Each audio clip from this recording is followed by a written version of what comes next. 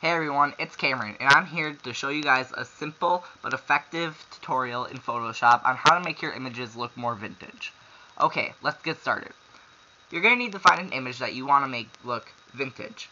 Now, I'm using an image that I took myself, and you can find this image on my DeviantArt, which is going to be displayed on the screen. Otherwise, you can use an image that you personally took, or you can find a good image off of Google Images or even DeviantArt using the photographer's permission. Let's get started. Okay, you're going to want to fill your color palette with a dark blue, somewhat like this. Or you can copy this color code to use. Click OK, and then click Create New Layer.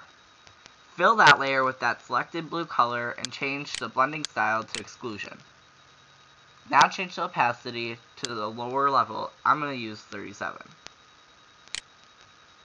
There. Now it's kind of got a vintage glow to it. Now you could stop here and say this is your vintage image, or you could do what I'm going to be doing and add a little bit more effect. I'm going to be adding some texture to it to make it even look a little bit cooler. You can find textures at cgtextures.com, which is going to be displayed on the screen. There they have tons of free textures that you may use, and it'll spice up your image. I'm going to be using this one. Just select all and go to Edit, Copy, or Control-C. Then minimize this and go back to your image. Click the background layer or whatever bottom layer you have and paste that in using Edit, Paste, or Control-V. Now you want to move the texture if it's a little small for your image, and then by using Edit, Free Transform, or Control-T, you can resize the texture. Now it's okay if it's a little distorted since this isn't going to be a big part of your image. Then click Enter to finish. Now change the blending layer to whatever you think would look good. I'm just going to play around and I'm going to use Overlay. There, that looks good.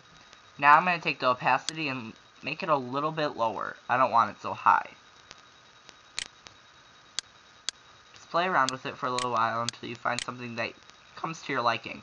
There, I like that. To finish off your image, just go to Layer, Flatten Image, and there you go. That's how you make your image vintage looking. It was simple, fast, but it's very effective. Thank you for watching. Thanks for watching, and feel free to contact me with any questions you had about this video tutorial or any other video tutorial I have. Feel free to contact me or follow me on Twitter, and don't forget to comment, rate, and subscribe.